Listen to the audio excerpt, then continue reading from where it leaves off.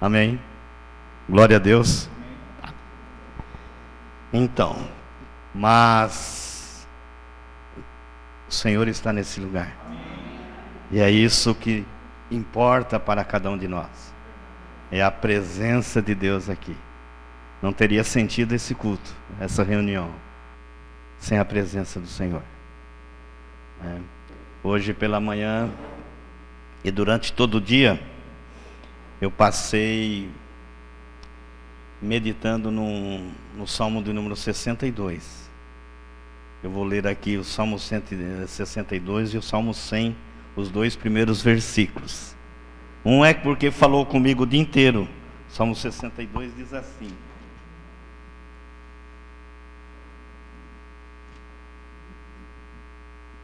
se os irmãos quiserem ficar em pé para a leitura.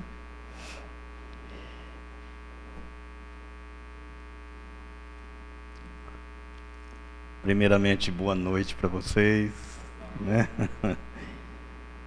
A minha alma espera somente em Deus, dele vem a minha salvação.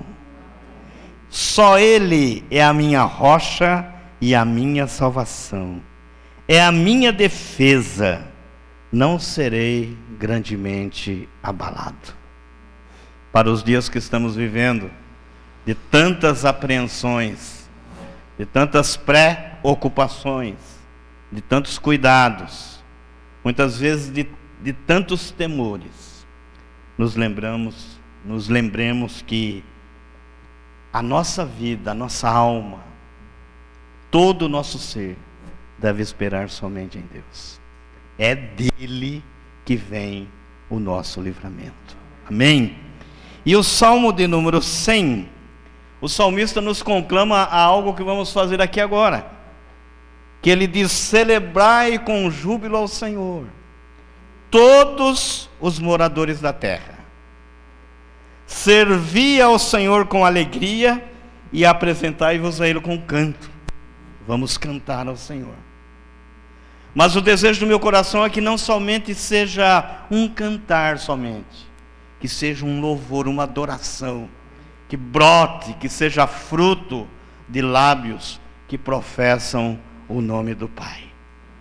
Então, o salmista, ele não está dizendo quando você tiver tudo bem com você, quando você estiver feliz da vida, você louve ao Senhor.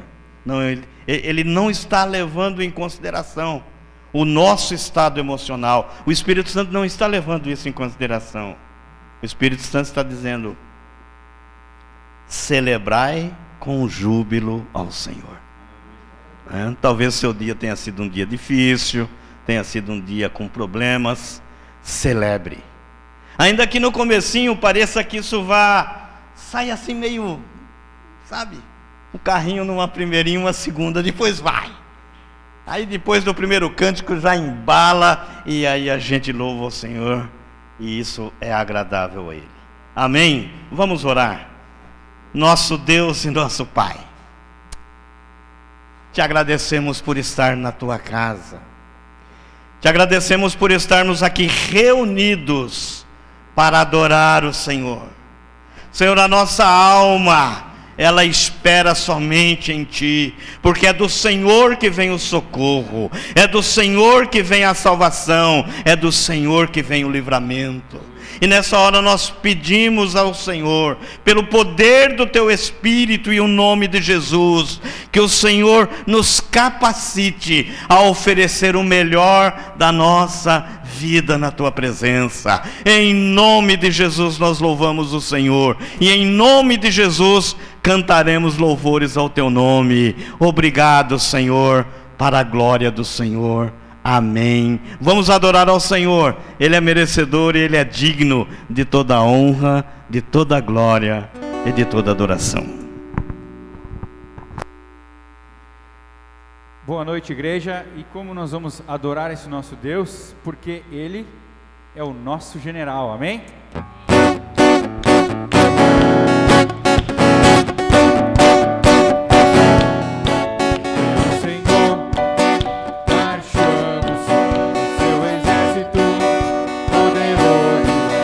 Tua glória será vista.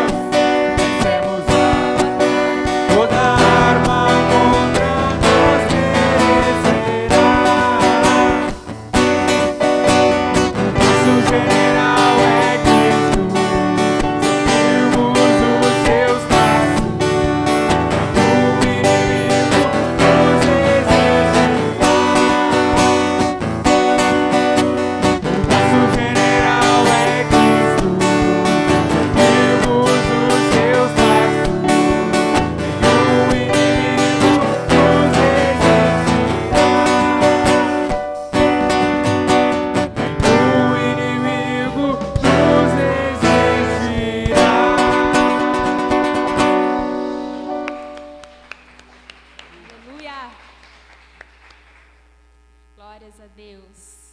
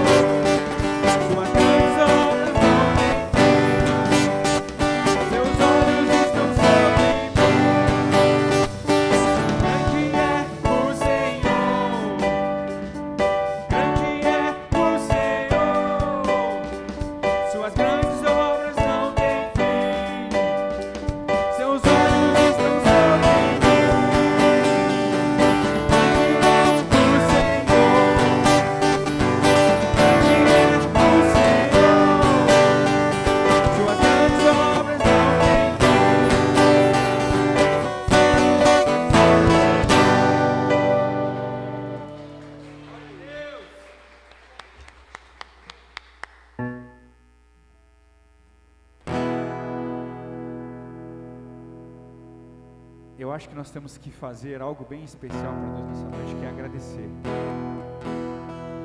E, assim como o pastor falou, né? A gente às vezes fica muito preocupado, mas Deus está aqui, irmãos. Deus está aqui para ouvir a tua oração nessa noite, e Deus está aqui para ouvir você falar. Então fale para Ele como nós vamos cantar nesse louvor, amém?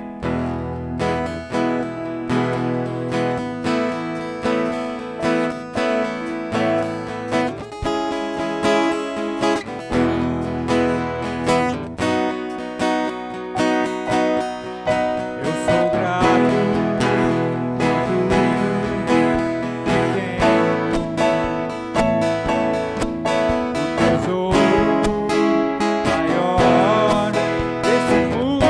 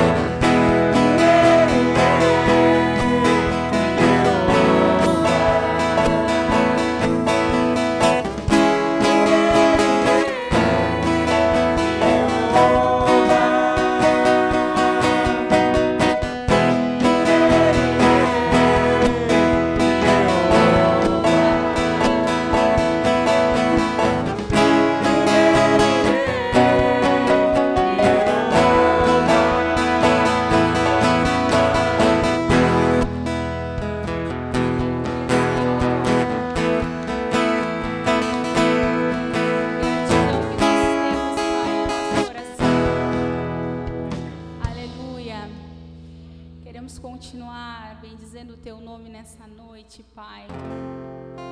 E sem Ti, Senhor, a Tua graça maravilhosa sobre nós, a Tua glória, Senhor. Queremos sentir, queremos estar receptivos, Deus. Obrigada, Pai, porque chegamos até aqui e porque Tu tens nos dado fôlego de vida para Te louvar. Recebe, Senhor, a nossa adoração como incenso suave. A música esmorece e o resto desaparece. Simplesmente aqui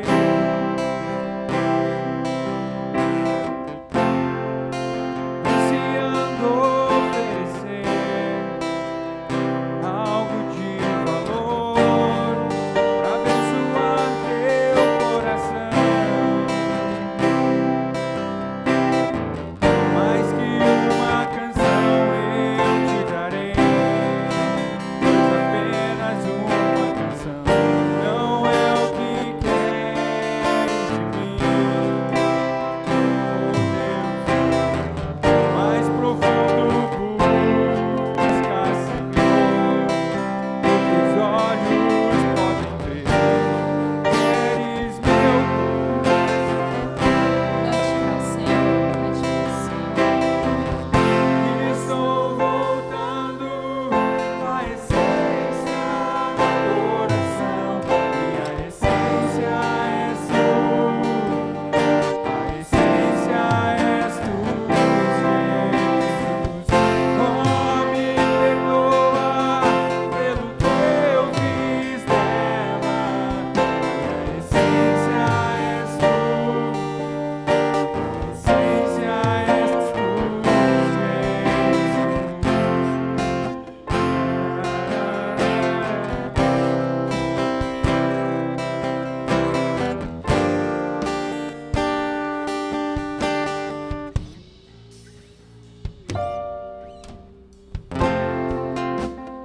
mensurar teu valor, ninguém pode expressar o quanto és digno.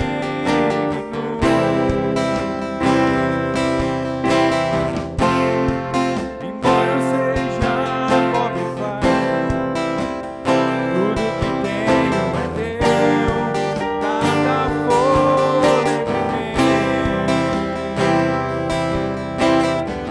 Mais que uma canção eu te darei, pois apenas uma canção não é o que queres de mim. Mais profundo busca, Senhor, os olhos podem ver. Queres meu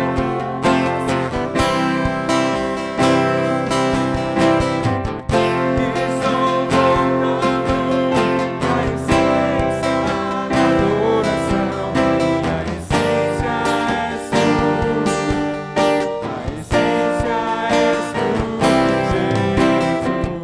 Oh, me perdoa pelo que eu fiz dela, e a essência és tu, a essência és tu, Jesus.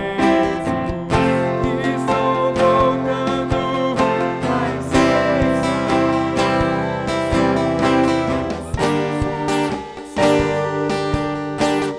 Essência és tu, Jesus. Oh, me perdoa pelo que eu fiz dela. Essência és tu, essência és tu, Jesus.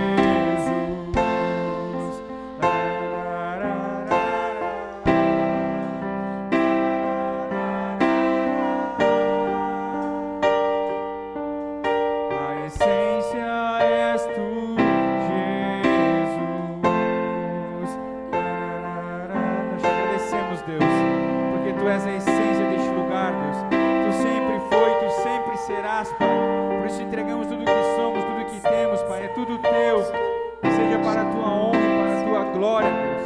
E que tu possa possas falar com nós nessa noite.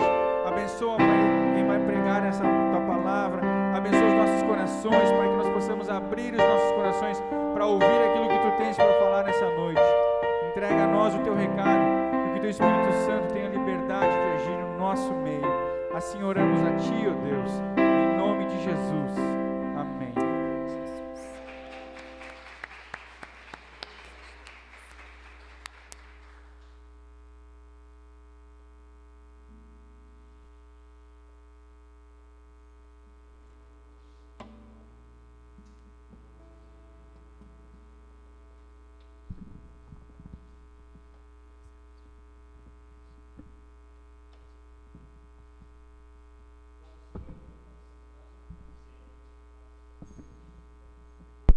Aí, eu não sou muito bom para ficar segurando o sorvete aqui, mas vamos tentar hoje à noite assim. Louvamos a Deus porque é um grande privilégio de estarmos juntos. Estamos hoje aqui na nossa congregação porque o nosso templo está passando por uma reforma de colocação do piso e está muito bonito, está terminado praticamente. Amanhã termina tudo.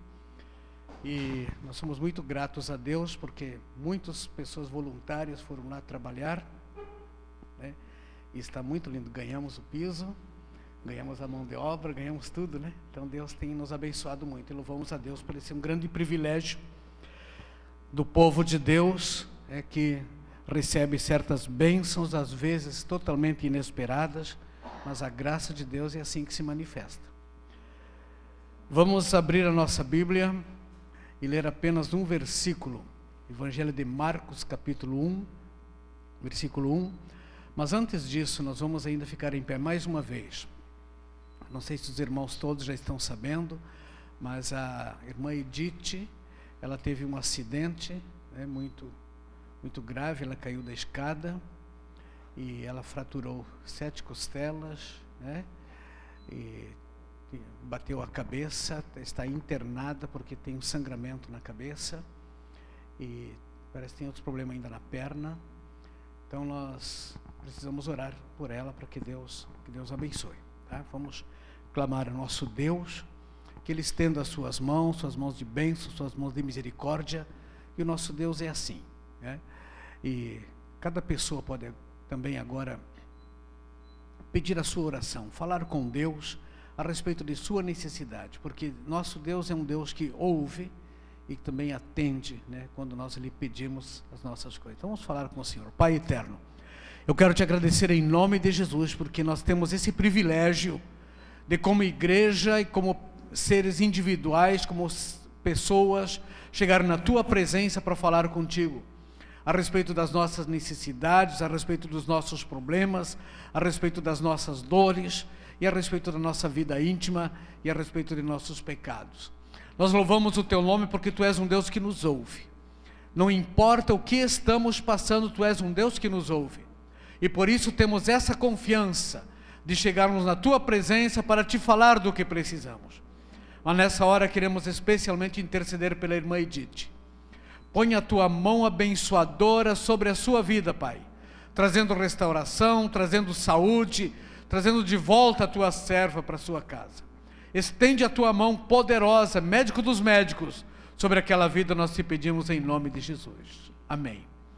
Ainda em pé podemos ler princípio do Evangelho de Jesus Cristo, Filho de Deus. Podemos sentar.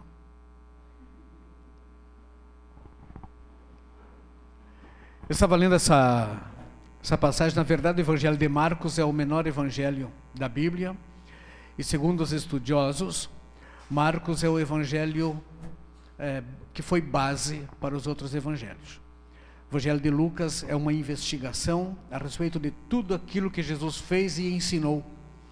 Então o Evangelho de Lucas é uma narração de toda a vida de Jesus. O Mateus, por outro lado, ele era um companheiro de Jesus, ele era um dos apóstolos de Jesus. E o Lucas foi um companheiro de Paulo, né? Então, o Marcos não era apóstolo. O Marcos, ele andava com os apóstolos. Ele estava todo o tempo, ele era mais um companheiro de Pedro, então ele viu todas as coisas que aconteceram, ele sabe de todas as coisas que aconteceram, e os pesquisadores dizem que ele foi o evangelho base, porque ele parece um esboço. de tão pequenininho que ele é, parece um esboço dos outros evangelhos. Os outros evangelhos, Marcos, Lucas e Mateus, são chamados evangelhos sinópticos. Quer dizer, eles podem ser colocados paralelamente, um do lado do outro, para observar se os textos são parecidos, né? Se são semelhantes, se há repetições. E existem muito poucas diferenças entre os evangelhos. Mas os outros 2 evangelhos, eles têm aproximadamente 900 versículos que são similares a Marcos. Então, aqui nós temos uma narrativa, e quando Lucas diz que ele começou a investigar tudo aquilo que Jesus fez e ensinou, o Marcos, ele está narrando praticamente tudo aquilo que Jesus fez. O Marcos não se preocupou tanto, não tem tanto ensino de Jesus no evangelho de Marcos, mas tem muita ação de Jesus. Então ele é o evangelho do servo, o evangelho da ação, o evangelho daquele que fez as coisas acontecerem, tá? Então toda a palavra de Marcos está falando só mais de milagre. É o evangelho que tem mais milagres de Jesus, é o evangelho de Marcos, mostrando então que Jesus é aquele que faz coisas a nosso favor. E ele começa o seu evangelho dizendo assim: princípio do evangelho de Jesus Cristo, Filho de Deus. Eu dei como título: a história que pode mudar o mundo é também a história que pode mudar você, né? E essa história que pode mudar o mundo e a história que pode mudar você é a história de Jesus Cristo, Filho de Deus. Mas essa história, ela começou na verdade com a narrativa de João. O Marcos, ele fala que veio João. João é chamado de a voz que clama no deserto, né? Ele veio preparando o caminho do Senhor. As primeiras palavras do Novo Testamento são palavras de João, não são palavras de Jesus. As primeiras palavras são palavras de João. E João veio pregando o arrependimento. E ele era meio duro na sua pregação, ele advertia e ele chamava as pessoas, né? Chamava todo mundo meio de hipócrita, fariseu, porque eles tinham muita religiosidade, mas não tinham Deus. Muitas pessoas têm muita religiosidade, mas não têm Deus. E ele chamava todos ao arrependimento. E o João era um pregador tão famoso, tão importante, que Jesus mesmo disse que não houve no mundo nenhum pregador igual a João, maior do que João. E João só tinha uma mensagem. E a mensagem dele era: arrependei-vos e convertei-vos, porque está próximo o reino do céu. Ele tinha essa mensagem do arrependimento, essa chamada ao arrependimento, essa convocação ao arrependimento. Ele chamava as pessoas para serem batizadas como sinal de arrependimento. Então o batismo que João fazia, toda pessoa que se batizava, ela estava dando um sinal claro: eu estou arrependido dos meus pecados. Eles vinham confessando os seus pecados. E a Bíblia diz aqui no próprio Evangelho, nos primeiros versículos, está dizendo que vinha muita gente, de muito longe, e todos eles vinham para ouvir João, né? E João era um homem simples, era um profeta do deserto. A Bíblia diz que ele se alimentava de mel silvestre e de gafanhoto. Agora imagina, né? Ele deveria se satisfazer muito bem com a onda de gafanhoto que passou por aqui, né? Mas ele se alimentava de gafanhoto e mel silvestre, era a comida do deserto. Ele tinha peles de carneiro, se vestia, então era um homem muito simples, né? E as pessoas vinham, e ele batizava no Rio Jordão. O próprio Jesus veio ali para ser batizado por ele, no Rio Jordão. E esse João famoso, esse João pregador que atraía as multidões, o curioso é que ele nunca disse que ele era capaz de fazer alguma coisa. Ele apenas chamava as pessoas ao arrependimento. Eu ouvi ontem, uma política dizer assim: vota em mim, porque eu sou comprometida com a mudança. Mas que mudança? Eu lembro que muitos anos atrás, quando eu era jovem, um presidente da República, chamado João Batista Figueiredo, que talvez alguns de vocês nunca ouviram falar, de tão jovens que são, e houve aquela campanha da mudança, chamado Muda Brasil. Ele disse: eu sou a favor de mudanças, desde que as mudanças não alterem nada do progresso do processo do governo. Quer dizer, muitas pessoas querem mudanças. A gente ouve toda hora pessoas que querem mudanças, políticos que querem mudanças, crentes que querem mudanças, pessoas que desejam mudanças, mas mudanças que não mudem nada. Sou a favor de mudanças, desde que essas mudanças não alterem meu estilo de vida. Sou a favor de mudanças, desde que eu não precise deixar disso e disso daquilo. Que mudem todos. Mas o texto aqui, o que Jesus veio ensinar, é que nós todos precisamos de uma grande mudança. E essa era a mensagem central de João Batista, quando ele usou a expressão arrependimento. Arrependimento é mudança. A palavra arrependimento significa, metanoia no grego, significa voltar para trás. Voltar aos primeiros passos, voltar ao arrependimento, voltar à piedade, voltar à adoração. O povo que se afastou de Deus, o povo que se tornou religioso, mas que se afastou de Deus apesar da religião, ele precisava agora se arrepender dos seus pecados e se voltar para Deus. Isso é arrependimento. O arrependimento tem a ver com remissão dos pecados. Vocês venham ser batizados para a remissão dos pecados. Remir significa retirar. Remir significa alterar a sua vida. Remir significa tirar da escravidão. Jesus, ele veio para remir o seu povo. Veio tirar o povo da escravidão. Veio trazer o povo de volta para si. Ele veio remir. Ninguém mais precisa ser escravo, porque houve a redenção, quer dizer, foi pago o preço. O homem estava escravizado nas mãos de Satanás. Jesus pagou o preço da nossa redenção. Ele nos comprou de volta. E por isso é necessário arrependimento, porque a única coisa que garante a nossa salvação é a nossa mudança. E a nossa mudança começa com arrependimento. E depois o arrependimento produz a confissão dos pecados. E aí começa a mudança. Eu fico impressionado com o que João fez. O João, como eu disse, ele não falou de si. O João não teve nenhum momento de preocupação de se exaltar, apesar das multidões que o seguiam. Ele veio anunciando Jesus. Ele veio preparando o caminho para que Jesus pudesse chegar e encontrar o caminho preparado, as pessoas sabendo o que precisavam fazer para alcançarem as grandes mudanças que são necessárias na sua vida. E ele disse assim: eu sou a voz que clama no deserto, mas após mim vem um que é muito maior que eu. Ele é tão grande, ele é tão poderoso que eu não sou digno nem de desaltar as correias do sapato dele. Então, esse era um verdadeiro homem de Deus, que ele conseguia colocar Jesus acima de todas as coisas. Nós vemos hoje pregadores que se colocam acima de Jesus. Vemos pessoas crentes que se colocam acima de Jesus. Pessoas que pensam que a sua fé é maior do que o poder de Deus. Pensam que a sua fé pode mudar as coisas, quando é Deus que pode mudar as coisas por causa da sua fé. Ter fé não é ter capacidade, não é você achar que você tem poder. Ter fé é você reconhecer que Deus tem poder. Ter fé é reconhecer que Deus é sobre todas as coisas, que não existe um outro superior a Ele. E esse Deus, todo superior, que se manifestou em Jesus Cristo, Ele fez algumas coisas que são motivos de transformação. E para haver transformação no mundo, Ele fez algumas coisas que é até meio difícil da gente imaginar Jesus fazendo. Em primeiro lugar, Ele passou, depois de Ele ouvir a voz de Deus no Rio Jordão, depois do batismo, se ouviu uma voz de Deus que dizia: este é o meu filho amado, em quem me comprazo. Primeiro João disse quem era Jesus, o poder de Jesus. Depois o próprio Deus disse: esse é o meu filho amado, em quem me comprazo. A ele eu vi.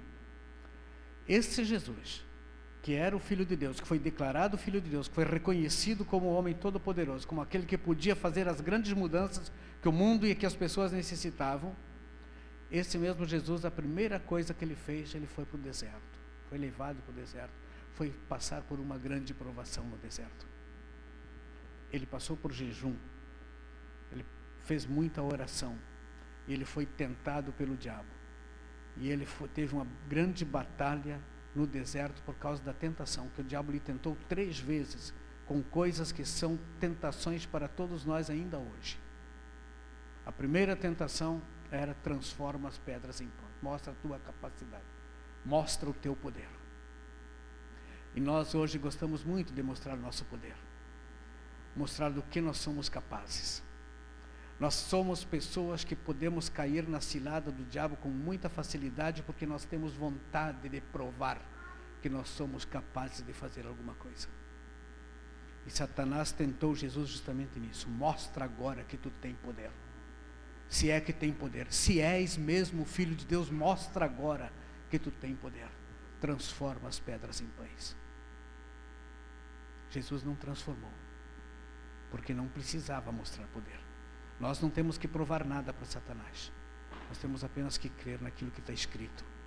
E ele disse: nem só de pão viverá o homem, mas de toda palavra que procede da boca de Deus. Crente não tem que provar nada. Crente tem que apenas seguir Jesus e crer em Jesus Cristo e confiar em Jesus Cristo. E se precisar de alguma coisa, de alguma direção, de alguma orientação, tem que falar a Deus. O Tiago disse: se alguém tem falta de sabedoria, peça a Deus, que a todos dá liberalmente. Não nega para ninguém. Não sabe o que fazer, fala com Deus. A segunda tentação, eu até nem me lembro bem a ordem, mas o Satanás levou Jesus para um alto monte. Mostrou para Jesus todos os reinos da terra. Provavelmente ele disse assim: olha, você veio aqui para morrer por essa gente, né? Você não precisa fazer isso.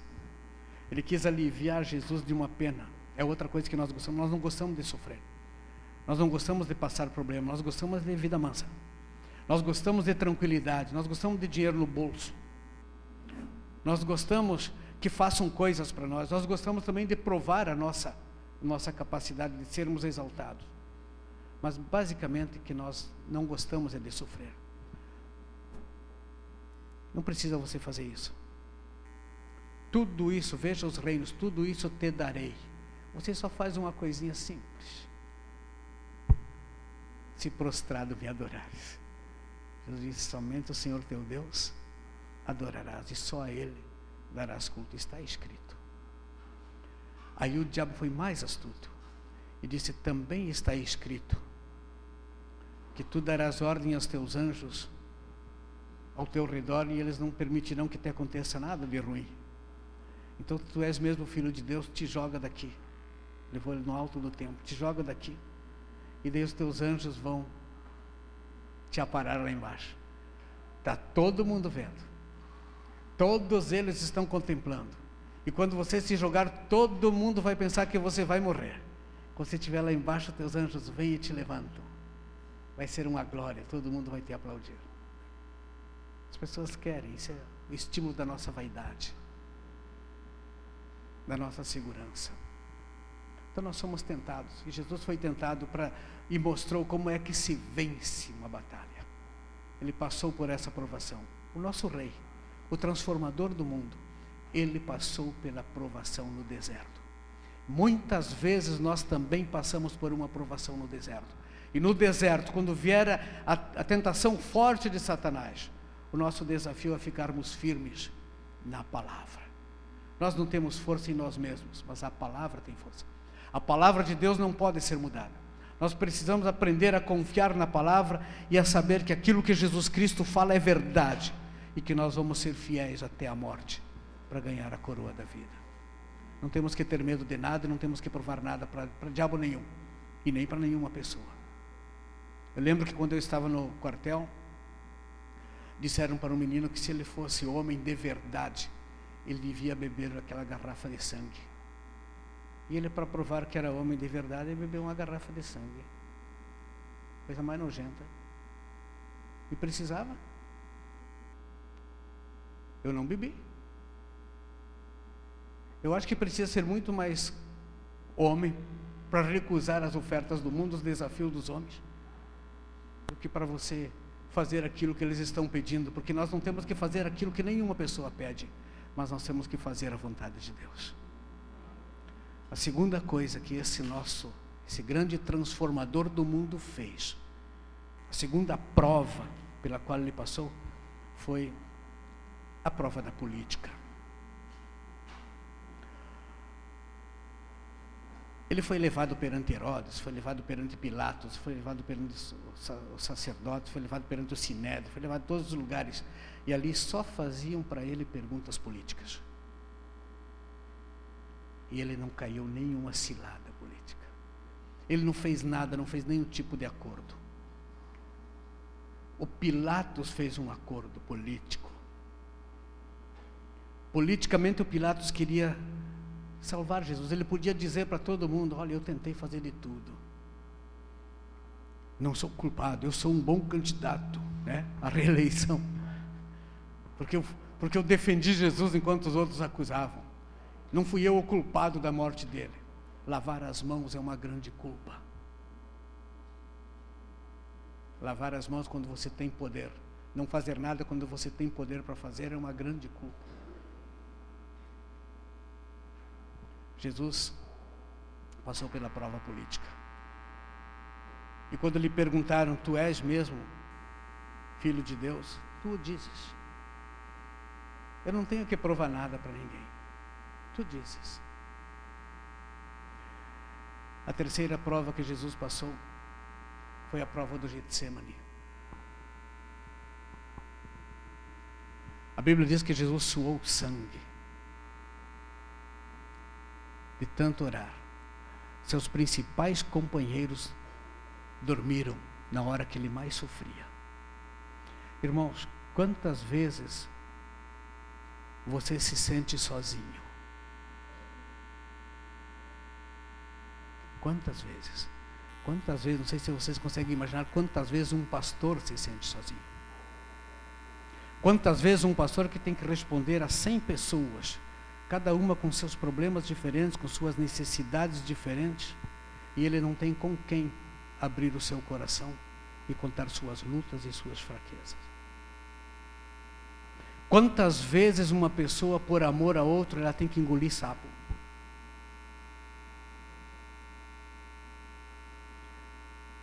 E fica sozinho. E fica sozinho.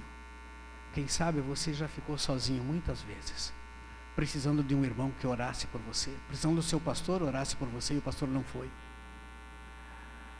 precisando de alguém para compartilhar, precisando de um psicólogo, né? Precisando de ajuda, precisando de oração, precisando de um médico, e quem sabe não tinha, precisando de um remédio e não tinha. Nessa hora a angústia vem.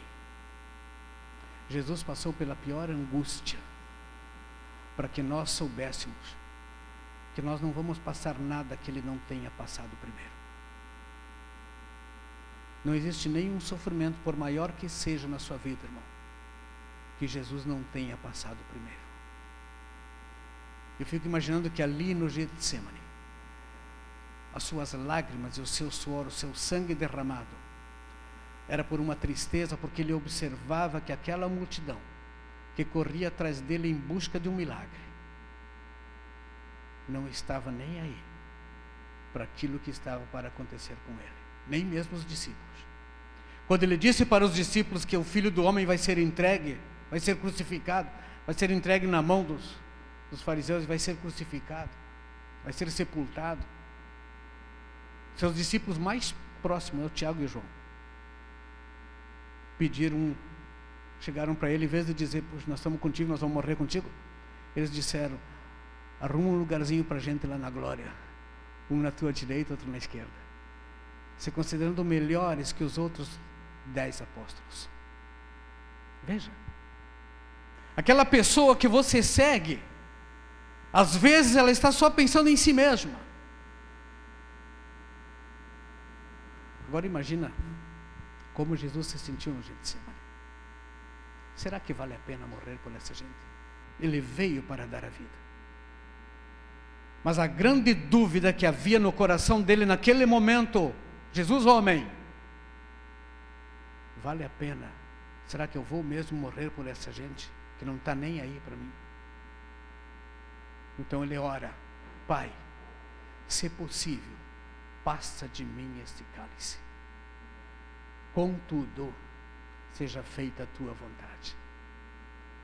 Eu queria deixar essa mensagem para mim e para vocês. O que faremos nós na hora de tão grande provação? Nós vamos querer que a nossa vontade seja feita, que é abandonar tudo, abandonar nossos sonhos, nossos projetos, nossos propósitos, nossos compromissos, nossa palavra, ou nós vamos simplesmente fazer a vontade de Deus, aquilo que a gente já tinha conversado com Ele. Jesus disse: contudo, seja feita a tua vontade. O quarto grande prova, a quarta grande prova que ele passou foi a prova da cruz.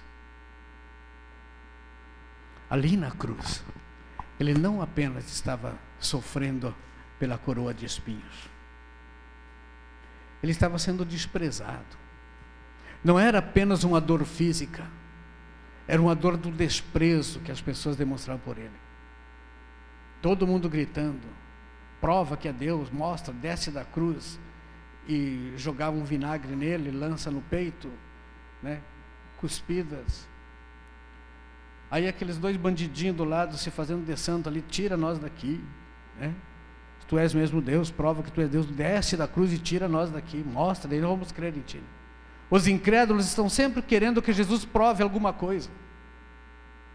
Jesus não tem que provar nada. Ele não desceu da cruz não porque não pudesse, e não porque não quisesse, é porque ele não tinha que dar resposta nenhuma, que o poder dele era sobre todas as coisas. E ele disse: ninguém tira a minha vida de mim, eu a dou espontaneamente. Eu tenho poder para dar a vida, e tenho poder para tornar a reassumi-la. Jesus passou por essas provas para a gente saber essas coisas. E é isso que causou a grande transformação, a grande possibilidade de transformação. É isso que ele fez, esse sacrifício dele que fez, que mudou a vida de muita gente. Mudou a vida dos apóstolos, começou mudando a vida dos apóstolos, que eram seus seguidores, mas que ainda não o conheciam completamente, ainda não tinham entregado suas vidas inteiramente nas mãos de Jesus, não tinham depositado sua confiança inteiramente naquele que estava ali o tempo inteiro, fazendo milagres e ensinando a verdade, mostrando o caminho. Eles ainda não tinham, eles se esconderam, pensando que não havia esperança para eles. Quando Jesus morreu, eles se esconderam, irmãos. Quando você não vê Jesus por perto, eles estavam acostumados com Jesus por perto, se sentiam guardados por Jesus. Às vezes nós nos sentimos guardados por Jesus, mas às vezes não. Às vezes parece que Ele não está perto. Ele nunca nos deixa, a Bíblia garante isso. Eu estou sempre convosco, sempre, até a consumação do século. Mas às vezes as pessoas não sentem essa presença, e delas se afastam. Elas acham que Deus não se interessa, elas acham que Deus não pensa mais nelas. As pessoas se afastam, mas Ele está ali. Ele está sempre pronto para nos abençoar, mas as pessoas esquecem isso, porque elas pensam em si e não pensam em Deus. Se nós queremos transformar o mundo, nós precisamos começar com a nossa transformação pessoal. E a nossa transformação pessoal começa com a observação daquilo que Jesus fez, e com o nosso desejo de que aconteçam conosco aquilo que aconteceu com Jesus, quer dizer, a capacidade nossa de vencermos todo tipo de provação e permanecermos fiéis até a morte. Tem um pastor inglês, metodista. Na sua velhice ele disse assim: quando eu era jovem eu era muito altruísta, e eu decidi mudar o mundo. Então eu disse: eu vou viver e eu vou transformar o mundo. E ele se esforçou bastante, mas ele descobriu que ele não ia conseguir mudar o mundo. Quando ele cresceu um pouco, ele aprendeu que isso era impossível, então ele tomou uma outra decisão: eu vou transformar a minha nação, o meu país. Aí ele lutou e descobriu que ele era impotente para salvar o seu país. Então ele abandonou esse propósito. Ele disse: eu vou salvar o meu estado. E lutou, também não conseguiu salvar o seu estado.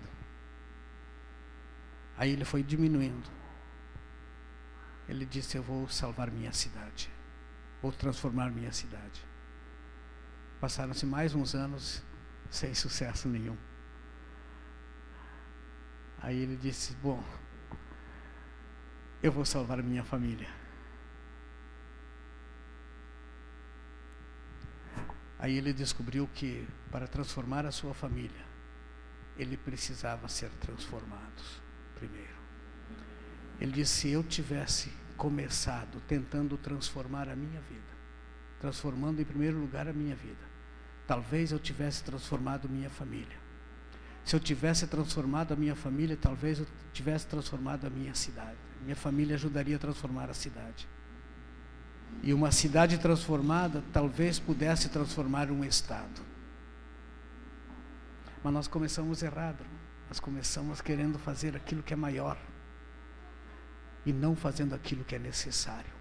O apóstolo Paulo diz: transformai-vos pela renovação da vossa mente, para que experimenteis qual seja a boa, agradável e perfeita vontade de Deus. Esse é o princípio do Evangelho de Jesus Cristo, nosso Senhor. O Evangelho da transformação. Aquele que veio para mudar o mundo. Aquele que veio para mudar você. Você está aqui porque Ele te mudou. Ninguém está num templo simplesmente porque é bom. Está num templo porque Jesus Cristo fez alguma coisa no seu coração, que mudou alguma coisa. Eu creio que cada pessoa que segue Jesus, ela pode olhar no espelho e ela vai notar bem claramente as coisas que ela mudou e as coisas que ela ainda precisa mudar. E Deus continua trabalhando. E o apóstolo Paulo ensina que nós estamos crescendo de dia em dia, nós somos transformados de dia em dia, segundo a glória de Deus. Nós não vamos subindo de degrau em degrau, mas nós vamos subindo de glória em glória, sendo transformados pelo poder de Deus. E é por essa razão que existe pregação do Evangelho. É por esta razão que todos nós devemos estar sempre colocados debaixo da luz da palavra de Deus, para que o Senhor possa encontrar um espaço de transformação. Às vezes me preocupo, irmãos, com os crentes de um modo geral, porque o que eu vejo em 40 anos de pastorado é muita gente tentando transformar o outro. É mulher tentando transformar marido, é marido tentando transformar mulher, é pai tentando transformar filho, é filho tentando transformar pai, é irmão tentando transformar outro irmão da igreja, achando que o outro está errado. E sempre o outro está errado. Nunca o outro está certo. Eu fico pensando que se todo mundo quer o bem dos outros, por que não existe isso? Por que existe tanta briga se todas as pessoas querem o bem do outro? Por que existem discórdias? Por que não existem tantos abraços? Por que não existe tanta oração? Por que não existe tanta ajuda para o outro sair do caminho errado? Por quê? Porque nós não olhamos no espelho, nós fazemos do outro nosso espelho. E daí a gente não enxerga no outro a gente mesmo. Nós temos que olhar no espelho para enxergar a gente mesmo. Quem você é. E o que é que Deus pensa de você? O que Deus diria para você? Você está olhando para você, pergunta para Deus: o que tu tens a dizer a meu respeito? O apóstolo Tiago diz assim: não julgueis, para que não sejais julgados. O que ele estava querendo dizer com isso? A mesma coisa que Paulo disse: transformai-vos. Olha para você e veja o que é que você precisa mudar. Eu tinha um colega no seminário que dizia assim: eu sou assim mesmo, vocês têm que me amar do jeito que eu sou. Não é bem assim. Nós temos que amar o outro do jeito que ele é, isso é uma verdade. Mas você não tem direito de exigir que o outro te ame do jeito que você é. Você pode mudar. Que todos nós podemos e precisamos fazer mudanças que são princípios fundamentais, tanto de vida com Deus como de vida com o próximo. Deus quer que nós sejamos transformados, e por isso Ele mandou Jesus. Por isso Ele veio para tirar aquela nossa arrogância, Ele veio para tirar a nossa brutalidade, Ele veio para tirar a nossa capacidade de querer ser maior sempre. Ele veio dizendo assim: aquele que quiser ser grande entre vós, seja aquele que vos sirva. Assim como eu lavei os pés de vocês, vocês devem lavar os pés uns dos outros. Quer dizer, a coisa mais humilhante que pudesse ser é alguém se colocar de joelho e lavar os pés do outro. Mas depois que Jesus fez isso, virou uma atitude de carinho. Mas antes de Jesus fazer isso, era um problema. Era uma humilhação. Mas Jesus deu o exemplo. Eu não vim para ser servido, mas para servir e dar a minha vida em resgate de muitos. Isso é a transformação. Se nós queremos ser transformados, nós precisamos olhar isso que Jesus fez. Porque aqui está o modelo de transformação, e ele transformou o mundo. Ele acabou com toda a filosofia pagã que existia. Não é que acabou com os pagãos, eles ainda existem. Eles ainda são mortais. A Bíblia diz que o mundo jaz no maligno, e que nós toda hora estamos enfrentando problemas porque o mundo jaz no maligno. Mas ele trouxe uma luz na região das trevas.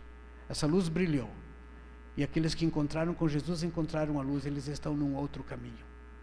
Eles agora têm uma fé, eles sabem no que creem. Por isso que o Jó disse assim: eu sei em quem tenho crido, eu sei que o meu Redentor vive, e que por fim me levantará. Ele enxergou a luz, e nós também podemos enxergar.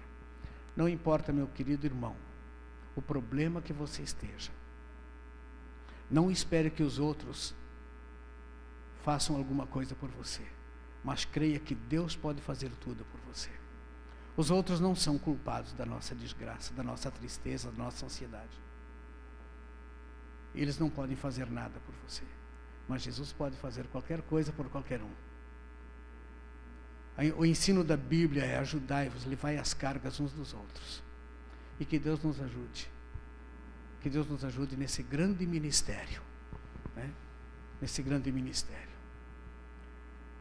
Em nome de Jesus. Amém? Deus abençoe.